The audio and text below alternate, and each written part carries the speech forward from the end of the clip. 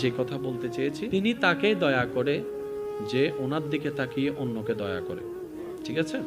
এখানে যারা সংসার চালাচ্ছেন, যাদের একজনের ইনকামে 4-5 জন চলছে, আমি শ্রদ্ধার সাথে একটা কথা বলবো, কখনো কাউকে এমন কথা বলবেন না আমি খাওয়াচ্ছি, আমি চালাচ্ছি, আমি দিচ্ছি।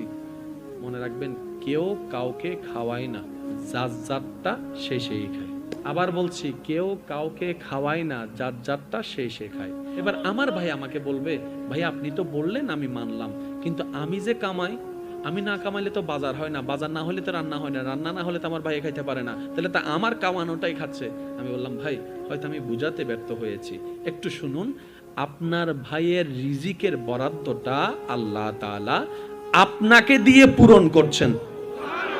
বরং আপনি উল্টা তাকে বলবেন, মামিকে, চাচিকে, খালাকে বলবেন, ধন্যবাদ আপনারা আমার ঘরে মেহমান হওয়ার জন্য।